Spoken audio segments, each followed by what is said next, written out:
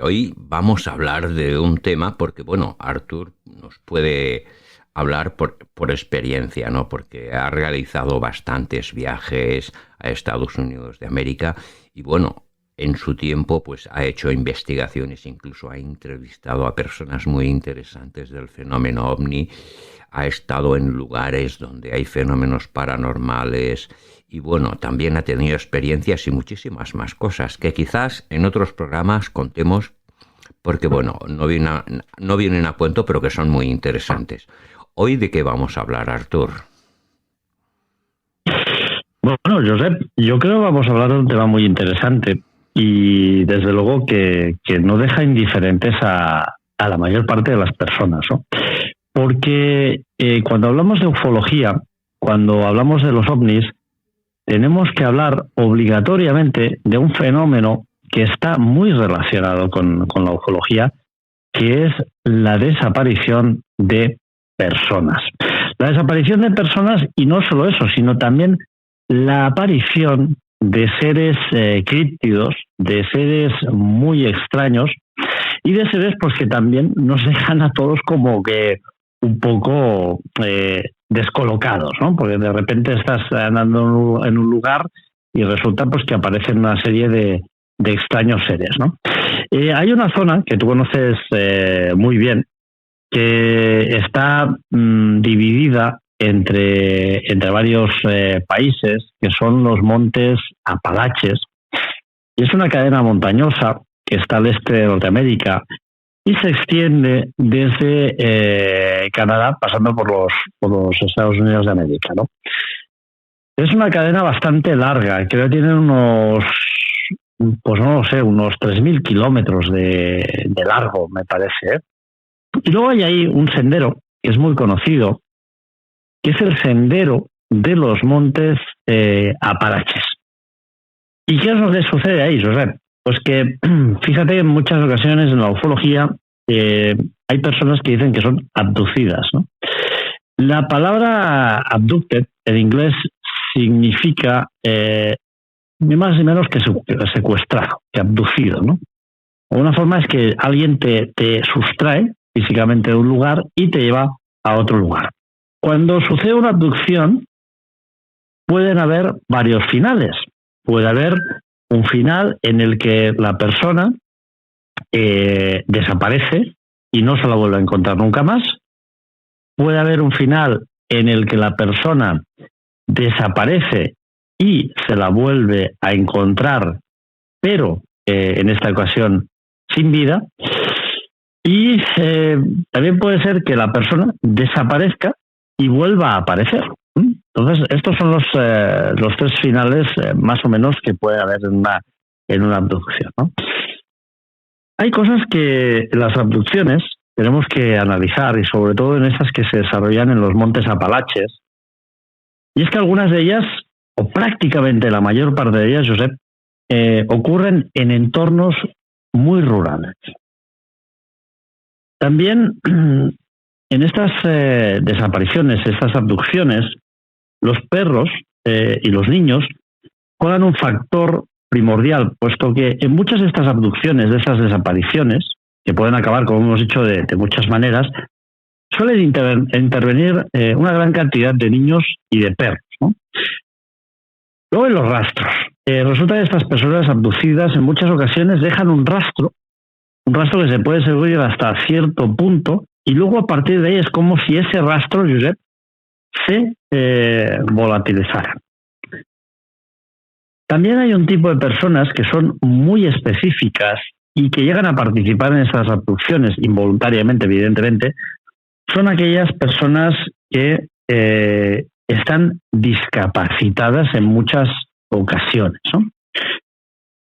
Hay factores como, por ejemplo, la fiebre. Muchas de esas personas, cuando se abducidas, o tenían fiebre o, curiosamente, experimentan unas grandes febradas y unos grandes dolores musculares al volver a reaparecer, ¿no? También, ¿qué sucede?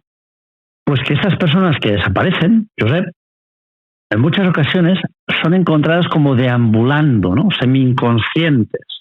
Incluso dicen que han sufrido unas alucinaciones realmente brutales, que ahí pues han visto casi que hasta que enanitos de color verde, ¿no? Hay luego una franja horaria que es muy curiosa, donde hay muchas personas que desaparecen, que es, vamos a dar muchos datos hoy, desde las 14 horas a las 17 horas. Esta franja horaria es algo tremenda, es muy prolífica para estas desapariciones, ¿no? Luego hay perímetros donde desaparecen estas personas, en las cuales encontramos pantanos, encontramos lagos. Curiosamente, muchas de estas personas pues se dirigen a acampar hacia un lago o se dirigen a acampar hacia el pie de una montaña. Muchas personas también pues desaparecen pues un domingo normal en el que van a buscar bayas o van a buscar setas. Luego hay otra cuestión, y es que muchas de las personas que vuelven a aparecer, ya sea vivas o muertas, desaparecen sin ropa. Desaparecen sin ropa o incluso, vuelven a aparecer sin ropa, o incluso algunas de las que vuelven, que desaparecen, que no aparecen nunca más, se encuentra su ropa perfectamente doblada, ¿no? Y luego hay otro dato que es terrorífico, Josep, y es que tú imagínate, ¿no? Se desaparece una persona, se hace una batida en esa zona, participan 10, 20, 50, 100, 200, 300 personas en esa batida, en esa zona muy concreta. Y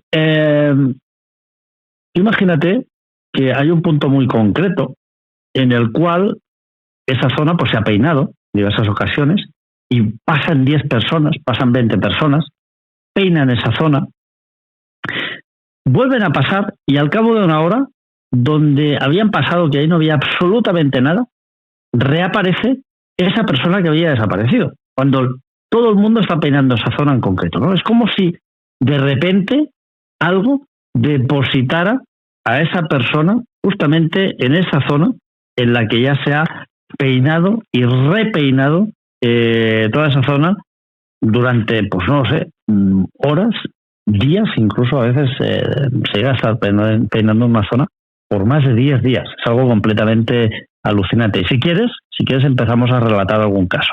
Si te parece, Artur, vamos a hablar por esa clase de bestias decrípidos que aparecen en esos momentos tan inesperados en los Apalaches. Sí, esta es otra anomalía, podríamos decirlo, porque en estas zonas, Josep, tú puedes ir pues, tranquilamente andando por la zona de los Apalaches, no solo de los Apalaches, sino de muchos lugares del planeta Tierra, y resulta que te encuentras seres extraños, ¿no? También puede ser que te encuentres seres extraños. Luego hablaremos de casos de desapariciones de personas, de niños, etcétera, ¿no? Pero tú imagínate que vas andando y, por ejemplo, en 1955, en Kentucky, un total de 7 adultos y 4 niños, concretamente el 21 de agosto de 1955, ven a un ser, inicialmente era uno solo, de 1 metro de alto, una cabeza muy grande, muy redonda, unas orejas enormes, puntiagudas, y al principio lo identifican prácticamente como una especie de elfo, ¿no?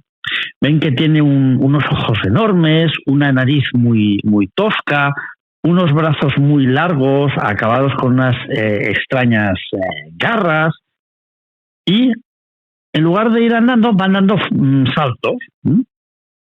¿Qué es lo que sucede? Pues oye, estos adultos, con esos 4 niños,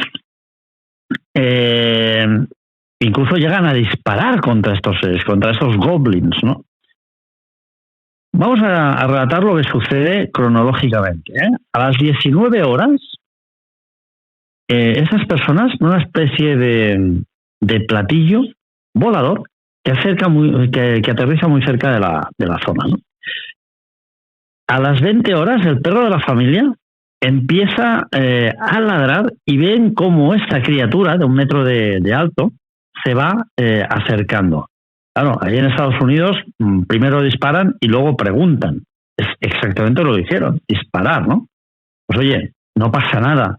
Este ser, estos goblins, que inicialmente eran uno, pero luego se unen a la aparición muchos más, son disparados por la familia, ¿no? De las 21 horas a las 23 horas de ese día, del 21 de agosto de 1955, estos goblins, estos seres de 1 metro de alto, asedian a toda la familia, poniéndose delante de las ventanas, golpeando las ventanas, subiéndose a los techos, incluso llegan a contactar físicamente, hay un roce físico con estas personas, con los adultos, con los niños, llegan a tocar con las garras a estos adultos, ¿no? A estos niños.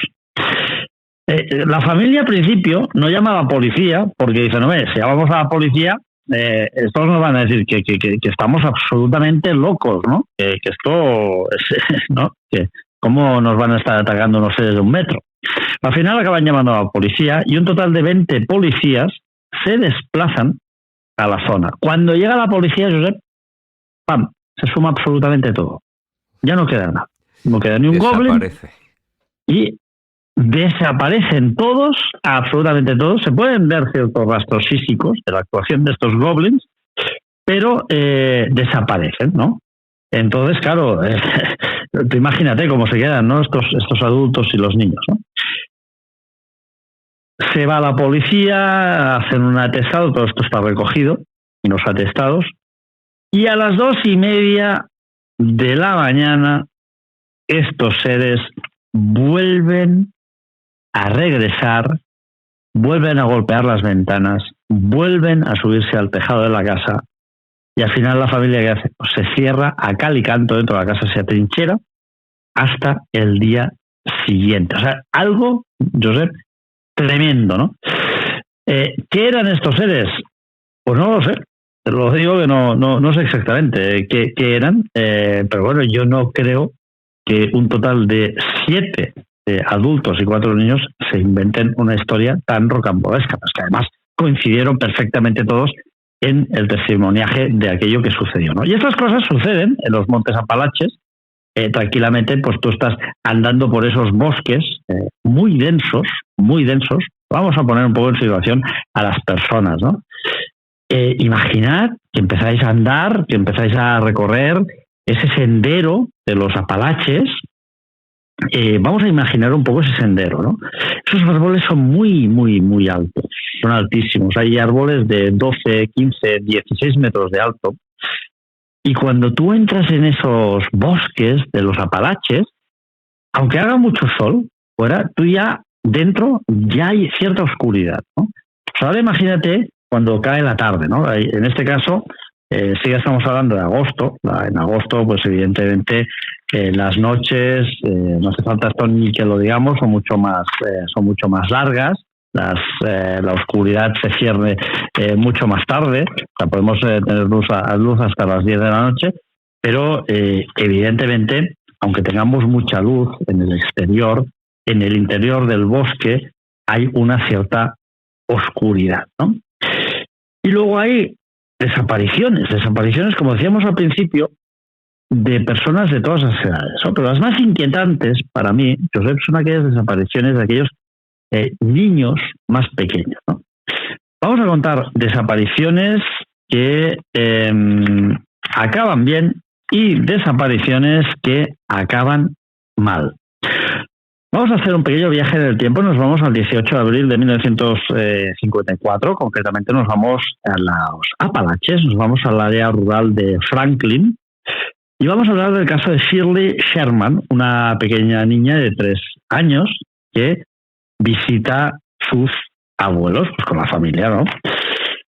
Empieza a jugar en el jardín, porque todas las casas hay en esta zona, cuando hablamos de ámbitos rurales, casi todas tienen un backyard que se llama un jardín, y la niña empieza a jugar, ¿no? Pues ahí delante del jardín o en la parte trasera, no sé exactamente, cuando de repente la niña, una niña de 3 años, desaparece de la vista de todo el mundo. ¿Qué es lo que sucede a partir de ahí? Pues hombre, pues que la familia lo que hace es buscar a la niña, activan la búsqueda con el SAR, que es el Search and Rescue, y esta entidad moviliza un total de, y agárrate bien, Josep, porque esto es bastante heavy metal, un total de 400 personas. Wow. ¿Mm? Wow. 400, claro, imagínate, 400 personas. La niña desaparece un total de 48 horas y vuelve a aparecer a 2,4 kilómetros de la casa de los abuelos, con pequeños rasguños o un corte, y se encuentra esta niña en una zona que se llama Will Run Creek, la zona donde, lo que decíamos antes, esas 400 personas habían peinado y rastreado completamente, ¿no? En esta zona, es una zona además que es muy característica, porque muchas personas, Josep, reportan que en esa zona, y posteriormente diversos testigos van a reportar que cuando acuden ahí a esa zona, a Wild Run Creek, experimentan que sus miembros se adormecen. Incluso ellos están como si se hubieran drogado, como si hubieran consumido alguna sustancia psicotrópica. Incluso muchos de ellos acaban desorientados, mareados, etcétera, ¿no? Con lo cual, eso que decíamos, ¿no?, al principio, esas zonas tienen o parecen poseer una especie de extraña fuerza o de influjo negativo que afecta muy negativamente a las personas y su estado de conciencia, es decir, las llevan a un estado alterado de conciencia, y no es un estado positivo, ¿no?, puesto que te están llevando, te están conduciendo a una situación en la que pierdes directamente el control de tu cuerpo. Y esto es algo, a mí, al menos, no sé a ti qué te parece, Josep, pero a mí me parece algo tremendísimo. El hecho de que pierdas el control, realmente brutal. En estas situaciones siempre hay este parentesco, ¿no? Pierden en cierto momento la castaña y, bueno, un estado emocional alterado, pero en este sentido negativo. Mira los casos de las personas que se han perdido en Montserrat y han vuelto. O sea, vuelven y con la castaña torcida, ¿no?, por decirlo, o exponerlo de una manera, ¿no? Pero por ser suaves, muy complejo, muy complejo, y se dan unas situaciones que compararlas con una serie de hechos y casos a veces es muy complicado. Es complicado para personas normales, imagínate para investigadores que se han roto la cabeza, que han vuelto a empezar de cero y todavía no comprenden esa situación. Pero lo que queda es el testimonio, como tú sabes. Pues venga, una de cal y una de arena. Ahora hemos hablado de una chica que desaparece, y vamos a hablar de otra aparición misteriosa, ¿no? Nos vamos a otro continente, que es el continente europeo, porque sí, estamos hablando de los Montes Apalaches, que volveremos posteriormente a los Montes Apalaches, pero nos vamos a Inglaterra. Y nos vamos a ir al año 1979 y vamos a hablar de los gnomos de Wollaton, un caso que a mí, pues no sé, Josep, casi que cuando escucho este caso me da la risa, porque es que ya verás que es surrealista, es algo realmente brutal, ¿no? Unos niños están jugando en un parque, en el parque de Wollaton Park, en UK, en Inglaterra, y de repente ven un total más o menos de 60 gnomos correteando por el parque. ¿Cómo te quedas? Pues de piedra cualquier persona. Pues espérate que ahora viene lo fuerte. Estos gnomos, como los pitufitos, prácticamente, tenían barba blanca, y lo más fuerte de todo, y esto es muy bestia, es que aquí casi me da un ataque de risa, es que algunos de estos gnomos iban en una especie de mini coches burbuja de color rojo. y parecían conducirlos como si nada. O sea, es que esto es alucinante. Entonces, ¿qué llegan a ver estos niños? Pues no lo sé.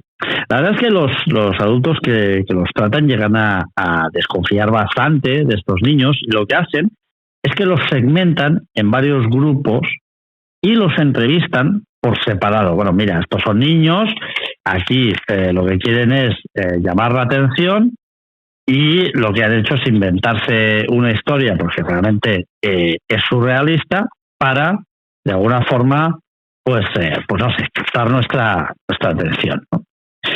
Claro, pues al final resulta que los niños, incluso por separado, absolutamente todos cuentan la misma historia. La misma historia. O sea, algo realmente alucinante. Volvamos, Artur, otra vez a los misterios de los Apalaches. Pues venga, decíamos una desaparición, una aparición, y ahora vamos a hablar de otra desaparición, de un caso también de otra niña de 3 años, Shirley Ann Ransworth, los Montes Apalaches, en la zona de Charlestown, en West Virginia, una zona donde yo pude estar muy cerquita. De hecho, estuve en West Virginia, en todas las tierras del Mothman, estuve en los iglús estos famosos, donde el AT&T Zone y todo esto, ¿no? Pues aquí nos vamos al 27 de diciembre del año 1957. Evidentemente ya estamos en pleno invierno, allí oscurece relativamente pronto, y los padres de Shirley, que viven en Charlestown, nuevamente, fíjate, ese nexo en común, ¿no? Un área completamente rural, ¿no? De hecho, en West Virginia es todo muy rural. A la que sales de la ciudad hay unos bosques muy, muy densos, ¿no? Pues, como decíamos, hace frío, es invierno. La cría de esta niña está jugando con un perrito en el jardín. Aquí entra ese elemento, que es un perro, ¿vale? Que va a aparecer, en muchos de esos casos van a aparecer estos perros también. Y más o menos pues, pasa una hora jugando ahí bajo la atenta mirada de sus padres, ¿no? Tú eres padre, pues tienes a tu hija jugando allí en el jardín, en el backyard, que llaman ellos, y vas mirando por la ventana o echando un ojo y vas viendo a tu hija. De repente, Robert, el padre de la niña, no encuentra a la niña, pero ve al perro que se llamaba Brownie, que baja o aparece de una pequeña montaña que había detrás de la casa, ¿no? Evidentemente, zona repleta de árboles, ¿no? ¿Qué hace este hombre? Pues el hombre busca durante absolutamente toda la noche a su hija, acude a la policía, y más de 100 personas acuden a la búsqueda. Y ahora fíjate, todo esto es algo que también hemos dicho al principio, ¿eh? No sé si las personas que nos están escuchando, algunos de ellos habrán estado en West Virginia. Los ríos en Norteamérica suelen ser bastante caudalosos, con unas corrientes muy fuertes, ¿no? Pues fíjate, los perros logran encontrar el rastro de esta niña y lo siguen hasta al Shenandoah River, un río caudal importante, estamos en invierno, y allí en la orilla del río el rastro desaparece. Es como si de ahí algo, un gancho, como un minion, ¿sabes? Un gancho de esos que cogen los minions de esas máquinas, hubiera cogido la niña y se la hubiera llevado por los cielos, ¿no? La niña desaparece en ese punto. La niña estaba desaparecida por 2 días, ¿no? Entonces uno lo que puede llegar a concluir es que esta niña, pues claro, evidentemente pues se ha dirigido al río, ríos con un caudal bastante importante, unas corrientes bastante fuertes, y lo que uno puede llegar a concluir es que, bueno, pues ahí se ha producido un desgraciado accidente, que la niña pues ha caído al río, una niña de 3 años, me contarás tú, una niña de 3 años, si es capaz o no de cruzar un río a nado norteamericano, de esas envergaduras, ya te digo que no. Y esta niña, pues lo que suponen es que ha fallecido ahora, ¿no? No obstante, continúan buscando a la niña y 2 días después, a 3,2 kilómetros de distancia de la casa, aparece esta niña durmiendo en un árbol, bajo un árbol. No es que hiciera frío, es que hacía muchísimo frío. Hay un investigador norteamericano que además, Josep, cuantifica podríamos decir, la capacidad o la distancia que es seguramente capaz de recorrer un niño de 3 años en ciertas circunstancias. Y más o menos lo cuantifica a unos 2,5 kilómetros de distancia. En condiciones, pues estamos en verano, hace calor, no hace un calor extremo tampoco, finales de verano.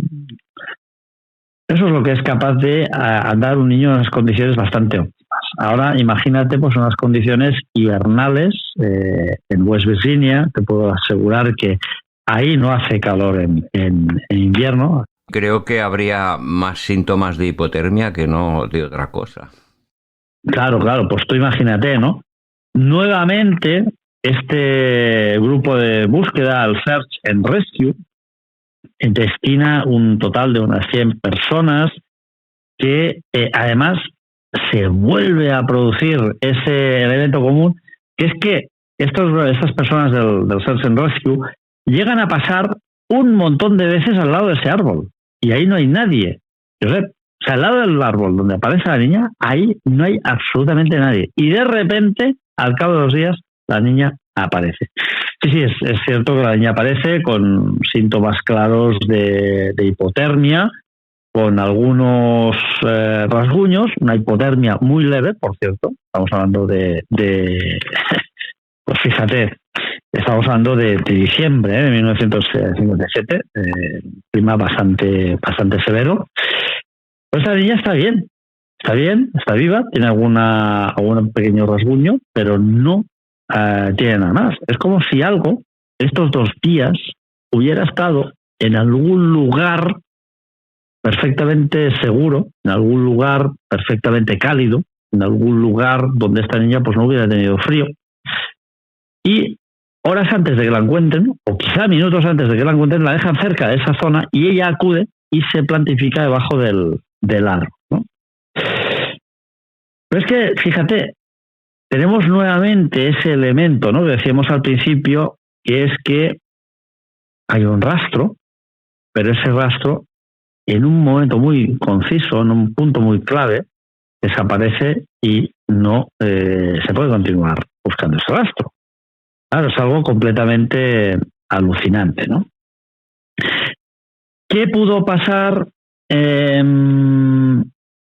Pudo cruzar esa niña el río, transitar hacia...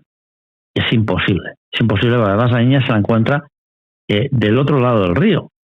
¿Cómo puede una niña cruzar a nado ese río, aparecer al cabo de 2 días con las temperaturas extremas, con 4 rasguños? Imposible. Desde luego. Y si ya vamos a hablar... Si tocara agua a la niña, pues imagínate, pues la hipotermia sería más fuerte todavía. Diciembre, bueno, yo reto a todo el mundo que nos esté escuchando ahora mismo a que ahora, estamos en febrero de 2026, se ponga en un río, ya no te digo ni en Andorra, que el clima es frío, ya te digo en Tarragona mismo, en Tarragona o yo qué sé, en donde sea, o en Sevilla mismo, que se acuda a una fuente, se ponga dentro de la fuente y que salga chorreando, a ver cómo acaba la cosa. Ya te digo yo que no va a acabar. Desde luego. Nos quedamos en West Virginia, en un lugar que conozco muy bien, porque yo he estado ahí, Josep, que es Galípolis. Galípolis está justo en la otra orilla de Point Pleasant, que divide Ohio de West Virginia. El río Ohio hace de frontera natural entre estos 2 estados. Y en Galípolis, de hecho, en Galípolis es desde donde parten las personas que luego tendrán ese encontronazo con el Mothman, ¿no? Desde esa ciudad parten. Yo he dormido en Galípolis, pasé allí un par de noches, creo, y estuvimos ahí en Galípolis investigando todo el tema del Mothman. Muy interesante, aprendimos cosas que evidentemente pues no salen en los libros, y claro, con toda esta investigación pues obtuvimos más datos, ¿no? Pero no vamos a hablar del Mothman, vamos a hablar de John Wayne McKinney, un joven de 5 años, y aquí vamos a hablar de un caso que acaba mal. Acaba, ya lo decimos, acaba mal. Por esto, lo que tiene explicar cosas que han sucedido es que en ocasiones puedes decir que acaban bien, y en ocasiones, por desgracia, acaban mal. Y este caso acaba de la peor manera posible, que es el fallecimiento de este niño de 5 años, ¿no? 17 de marzo de 1958, Paul y Elizabeth, los padres de John Wayne McKinney, viven en una granja muy cerca del río Ohio, evidentemente pues en Galípolis, en esta ciudad que está justo de la otra de la parte de Ohio, no en Point Pleasant, sino en el otro lado, pero estamos hablando de escasos 5 kilómetros. Y esa noche John sale a jugar a la calle con los dos perros de la familia. Uno era un border collie, y el otro pues un perro mezclado, ¿no? A las 15 horas la familia ve cómo pues John aún está ahí presente jugando, pero de repente a las 15 horas y 5 minutos ya no lo ven más, ¿no? Es decir, el niño desaparece completamente de esa zona. Sí que es cierto, allí que tenemos el río Ohio es enorme. Ahora ya no hay tantas crecidas, pero hace mucho tiempo había unas crecidas enormes. De hecho, si uno acude a Point Pleasant, donde había el famoso puente que acabó cediendo, va a ver que hay un muro enorme de hormigón, de varios metros de altura, ¿no? Y estos muros se utilizaban porque antes había ciertas inundaciones. El río Ohio desbocaba con gran facilidad, y lo que hicieron es construir estos diques, estos muros enormes, para evitar que la ciudad se anegara. Los SAR, estos equipos de Search and Research, empiezan a buscar a ese niño y están buscando a John por más de 6 días. No aparece, Search and Rescue, perdón. Lo buscan por más de 6 días sin ningún tipo de éxito. Pero fíjate que en ese mismo día, hemos dicho un detalle que es interesante, que el 17 de marzo de 1958 desaparece este niño, pero es que desaparecen también los dos perros. Los perros desaparecen completamente, ¿no? Pero uno de los dos perros desaparece, que ha desaparecido, vuelve a aparecer 2 días más tarde, ¿no? La búsqueda implica un total, Josep, de 120 personas, ¿no? Y al final, 6 días después, a unos 5 kilómetros de distancia, estamos hablando de un niño de 5 años, en la granja de los McKinney, una persona ve un pequeño cuerpo, ¿no? El cuerpo es de John, que es lo que podemos decir que es extraño aquí, ¿no? Pues que el cuerpo de John no lleva zapatos, y los zapatos no se encontrarán nunca más. ¿Qué sucedió allí? Fue raptado John, fue abducido por algún tipo de entidad. Tú sabes muy bien, Josep, todo lo que ha sucedido últimamente, lo que ha saltado a la prensa con el caso Epstein. Sí. Sabes perfectamente todo lo que ha sucedido, ¿no? Y las implicaciones de personas muy jóvenes, ¿no? Estamos hablando de personitas de 2 a 5 años, incluso en algún caso se mencionan bebés de meses, ¿no? Aquello que en muchas ocasiones se nos decía a nosotros, que sois unos conspiranoicos, que estos rituales no existen, no han existido nunca. Pues mire usted, si no quiere caldo, 7 tazas, ¿no? Ahí está. Y vemos como personas muy potentes, muy pudientes, realmente muy pudientes, están implicadas en hechos que son realmente vomitivos, ¿no?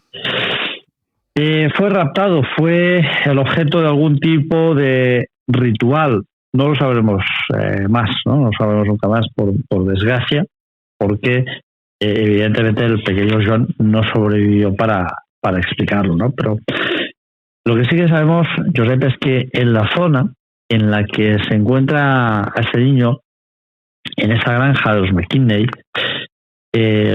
pasaban muy a menudo y no lo vieron en ningún momento. Es como si horas antes de encontrarlo, minutos o segundos antes de encontrarlo, alguien hubiera depositado el cuerpo de ese niño allí, y además sin zapatos, ¿no? O sea, algo tremendamente oscuro, algo tremendamente turbio, algo perturbador, desde luego, sin duda alguna, y que pues tampoco tiene ningún tipo de explicación a fecha de hoy, ¿no? En este caso, decíamos, ¿no? Desaparecen personas, pueden aparecer vivas, pueden aparecer muertas o pueden desaparecer. En este caso, vuelve a reaparecer, pero simplemente ya el cuerpo sin vida del pequeño John. Algo realmente tremendo, o sea, brutal, ¿no? Con lo cual, pues bueno, son casos que de alguna forma estremecen porque, hombre, estamos hablando de niños, ¿no? Al final, que dices, ostras, cuando tú eres padre y tienes niños, pues hombre, no es lo mismo desaparezca una persona adulta, pues que ya tiene un recorrido, que ha hecho su vida, que ha habido sus experiencias, que era un niño que tiene absolutamente toda la vida por delante. O sea, es algo a mí me parece tremendo. Y si quieres, Josep, pues continuamos hablando de si quieres explicar una cosa muy curiosa de una aparición del demonio de Dover en 1977, por cambiar un poco de tercio, ¿no? Hablamos de desaparición y ahora de una aparición de una extraña criatura en Dover.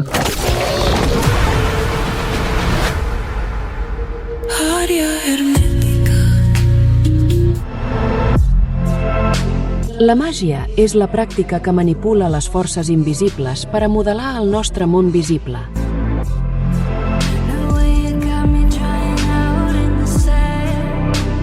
Naveguem per les ones d'altres mons, on intentem connectar amb el nostre origen primordial. El misteri de la vida no és un problema a resoldre, sinó una realitat a experimentar. Hermètica, misteris de ràdio.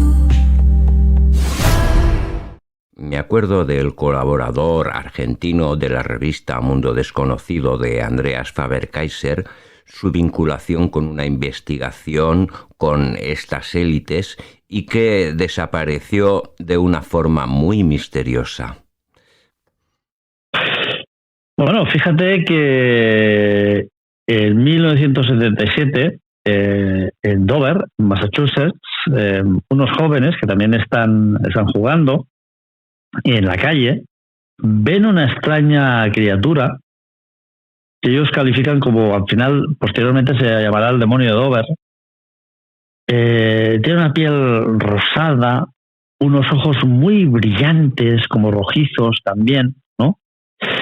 Y que coincide mucho pues también con el Mothman, ¿no? Decían que tenían esos ojos rojizos, ¿no? También, algo tremendo, ¿no? Pues imagínate que estás por ahí y que de repente aparece esto, ¿no? En West Virginia tenemos el Sasquatch, ¿no? Que es una especie de oso con una lana blanca bastante abundante. Y fíjate en esto, que es muy curioso este detalle, huele a azufre. Es como si oliera a azufre quemado, como si este ser hubiera salido directamente del infierno, ¿no? Y además parece ser que es muy agresivo, ¿no? Luego tenemos, por ejemplo, el monstruo de Grafton, que es un ser bastante grande, con una piel pálida, muy musculoso y sin cabeza, porque en muchas ocasiones también al Mothman se le pinta con cabeza, pero realmente las personas que dan su testimoniaje, que prestan su declaración, dicen que ese ser no tenía cabeza, ¿no? Yo incluso en Point Pleasant, cuando tú acudes allí y ves la estatua está mal hecha, porque tiene cabeza. O sea, el Mothman no tenía cabeza, ¿no? Luego tenemos el Snarly Joe en las montañas Blue Ridge, también en los Apalaches, ¿no? Que es una especie de perro negro espectral que también es inmune a las balas. Josep, o sea, muchas personas caminando por esos senderos completamente solitarios, pues llegan a encontrarse con este perro espectral, llegan a dispararle, porque en Estados Unidos de América muchas personas van armadas y el perro es totalmente inmune, ¿no? Hay que recordar Estados Unidos de América, que a mí es algo que siempre me ha impactado muchísimo. Cuando tú vas a Point Pleasant, ¿no? Por ejemplo, o a Galípolis, son zonas que algunas de ellas son muy pobres, ¿no? Entonces, tú ves casas que realmente parecen auténticos vertederos, en las cuales pues hay, no sé, o personas que tienen el síndrome de Diógenes o almacenan mucha porquería, ¿no? Casas que parecen prácticamente deshabitadas, abandonadas, bungalows prácticamente anclados ahí en medio de un páramo o de una pequeña parcela, en las que tú dirías, bueno, aquí no vive nadie. Pues no, sí, efectivamente, ahí vive gente, ¿no? Parecería que incluso por fuera ni cumplen condiciones mínimas habitables, pero ahí vive gente, ¿no? Entonces, hay gente que realmente es muy pobre en Estados Unidos de América, ¿no? Entonces, no tienen ni coche para desplazarse. ¿Y qué hacen para desplazarse? Pues simplemente van a pie a los lugares. Para acudir, pues no lo sé, de Galípolis a Point Pleasant, pues van andando, son 5 kilómetros a lo mejor, y lo que hacen es tomar atajos, ¿no? Entonces muchas veces estos atajos, no de Galípolis a Point Pleasant, porque evidentemente no hay una zona boscosa entre medio, es todo bastante llano. A lo mejor tú vas de Point Pleasant a una pequeña casa rural que hay ahí, o tienes que acudir de tu casa a Point Pleasant a trabajar y no dispones de medios, no dispones de ningún vehículo, y lo que haces es tomar atajos, que en muchas ocasiones pues pasas por pequeñas zonas boscosas, ¿no? Pues tú imagínate pasar por estas zonas y de repente se te aparece un ser de estos, ¿no? O por ejemplo el Ogua, antes del Mothman, se llega a avistar un ser que tiene 6 metros de largo y que parece, como dicen todos los testigos que lo han visto, una especie de tortuga gigante, Josep, de 2 cabezas, y que se documenta en el año 1745, es decir, mucho antes que el Mothman en toda esta zona también de West Virginia, ¿no? O el hombre vegetal, en Fairmont, en 1968, un ser de 2 metros de alto, altísimo, de color verde, y que la persona que lo ve, que es Jennings Frederick, afirma que este ser lo llegó a rodear con sus brazos espinosos y que le chupó la sangre, y que además emitía un sonido muy extraño, como si él fuera una especie de disco rayado, ¿no? Fíjate, ¿no? Entonces hemos dicho pues que emiten unos ciertos olores muy extraños. Pues mira, ahora imagínate, tienes aparte de este olor extraño, este sonido pues también pues tremendo, ¿no? Que de alguna forma pues también no sé, tiene que ser muy perturbador encontrar un ser y que haga este sonido, ¿no? Al final tienes cosas que son muy extrañas en estas montañas. En las montañas, y dependiendo de qué lugares, encontramos muchos misterios y enigmas, desapariciones, seres, entidades, y contra más alejado de la sociedad parece que hay más misterio y más cosas ocultas, hablando de los bosques de Norteamérica. ¿Me dejas que te explique un último? No sé si tenemos tiempo de explicar un último caso. Sí, adelante, Artur. Sí, el de un caso que a mí me impacta bastante, porque vas a ver que es algo bastante tremendo, ¿eh? Nos vamos a 1975, el 7 de marzo de 1975. Mark Hanson, 21 años, en Great Smoky Mountains, en National Park, en los Apalaches, Y qué mejor que pues salir con un grupo de amigos y hacer una excursión al bosque, ¿no?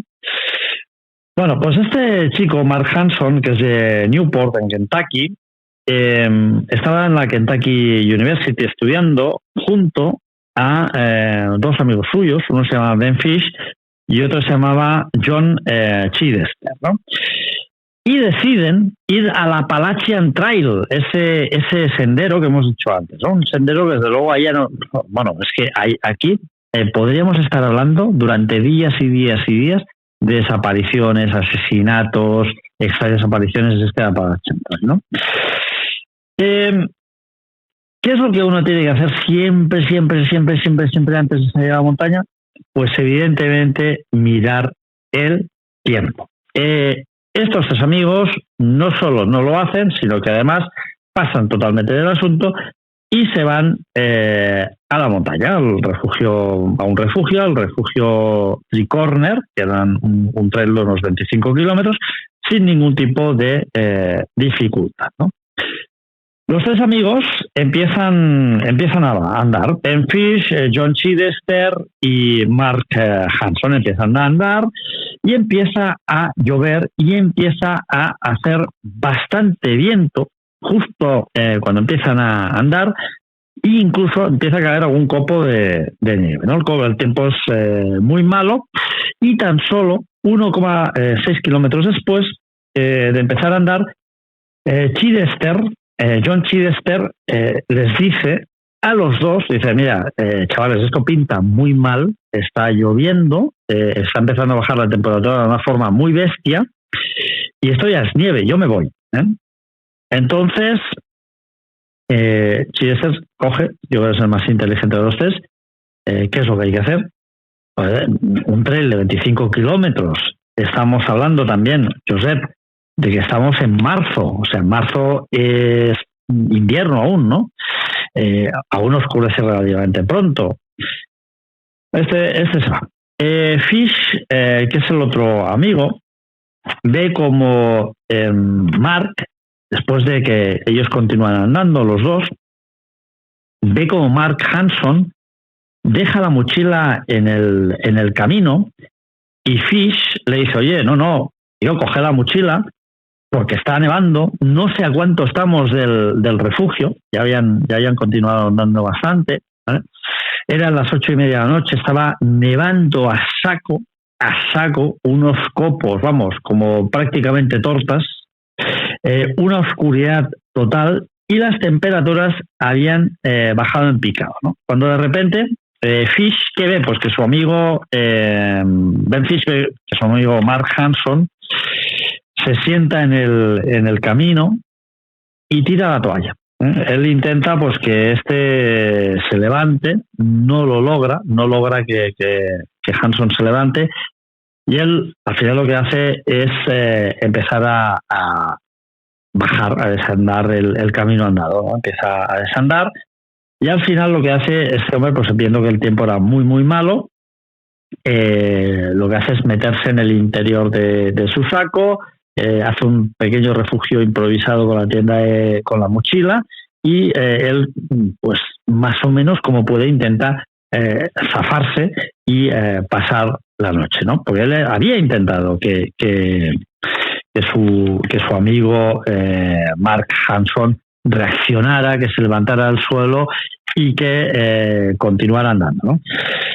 Al final él no consigue conseguir que Hanson reaccione, y él empieza a desandar el camino. Al final, pues lo decimos, se refugia entre la tienda su saco de dormir y la mochila, consigue hacer un pequeño refugio de fortuna, y cuando llega el día se da cuenta que tan solo estaba a 200 metros del refugio, ¿no?